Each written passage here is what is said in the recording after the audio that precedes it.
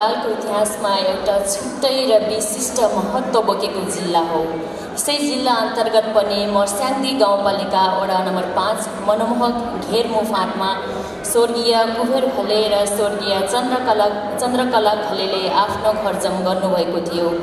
कुबेर घलेजीको घर आँगनमा करिब 6 दशक अघि उहाँहरूको ज्येष्ठ सुपुत्रको रूपमा एउटा सुन्दर बालकको जन्म भएको थियो। देवदेवी र पितृहरूको असीम निगाह र आशीर्वादबाट जन्मेको हुनाले बालकलाई देव बहादुर घले भनेर नामाकरण गरियो। बाबा बेलायती सेनामा कार्यरत भएको कारणले देव घलेज्यू केही समयको लागि हङकङ जानुभएको थियो। शुक्ल पक्षको चन्द्रमा जस्तै बढ्दै जानुभएका देव घलेले नेपाल आएर नै आफ्नो प्रारम्भिक शिक्षा खुदी गाउँमा अवस्थित अमर माध्यमिक विद्यालयबाट पुरा गर्नुभयो।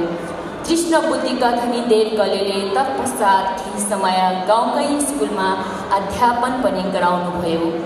पिता पुर्खाको पालादेखि चलिआएको चलन चल्ती लाउरे भएर जाने हुटहुटीले देव घलेलाई पनि अछुतो रहन दिएन र पिता पुर्खाकै बच्चा पछ्याउँदै कलिलै उमेरमा सन् 1984मा बेलायत सेनामा सम्मिलित हुनुभयो र ट्रेनिङ डिपो हङकङको आधारभूत तालिम पश्चात दोस्रो गोर्खा राइफल्सको दोस्रो बटालियनमा सरुवा हुनुभयो।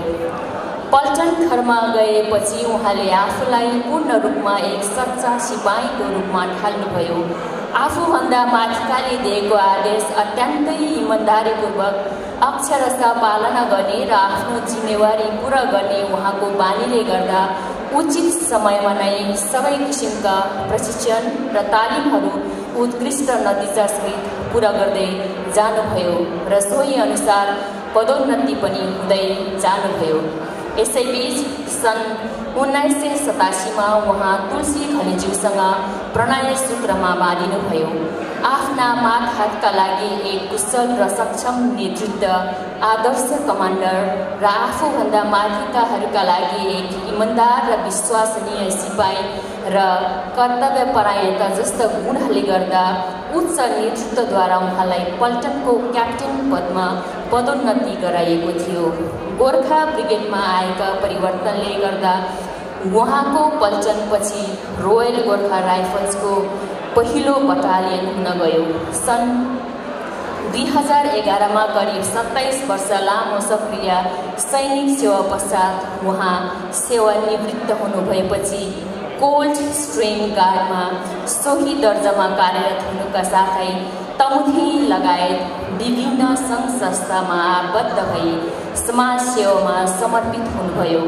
तमुथी युकेको 11औं कार्य समितिमा खेलकुद सचिवको रूपमा कार्यरत भई कोभिडको विषम परिस्थितिको बावजुद पनि 2 अत्यन्तै सफल गोर्खा कपको आयोजना गर्नुभयो।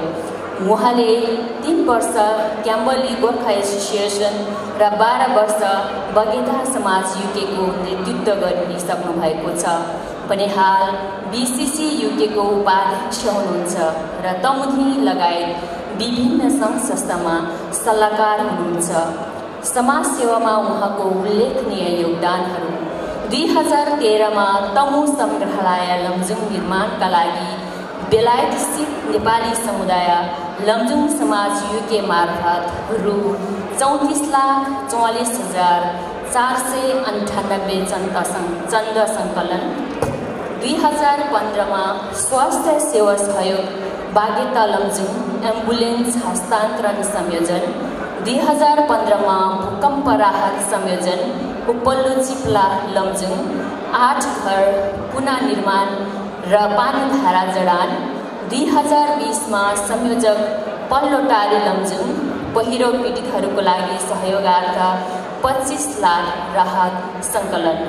विशेष पुरस्कार र सम्मानहरू सन् 2007मा अमेरिकामा आयोजित अन्तर्राष्ट्रिय सुटिङ प्रतियोगितामा राइफल टप शट 2007ले पुरस्कृत, 2021मा हर मेजेस्टिज लॉर्ड लेफ्टिनेंट ऑफ सरे अवार्डद्वारा सम्मानित, represent British army 8 rifle team, represent service rifle team. फुर्सदको समयमा समाज सेवा बाहेक उहाँ गीत, सङ्गीत, नृत्य र खेलकुदमा रमाउनुहुन्छ र हाल जीवन सङ्गिनी तुलसी र सुपुत्री दितीको साथमा क्याम्बरलीमा बसोबास गर्नुहुन्छ। तमुथी युकेसँग आबद्ध भए पश्चात तपाईँ क्याप्टेन देवबहादुर घलेज्यूले विभिन्न भूमिका र जिम्मेवारीमा रही निरन्तर निस्वार्थ रूपमा तमुथी युकेको सेवामा समर्पित गर्नुभई आफूलाई तमुथी युकेको अब्बल सेवक प्रमाणित गर्नुभएकोले तमुथी युकेको सर्वोच्च सम्मान आदर्श 2025ले तपाईँलाई विभूषित गरिएको छ।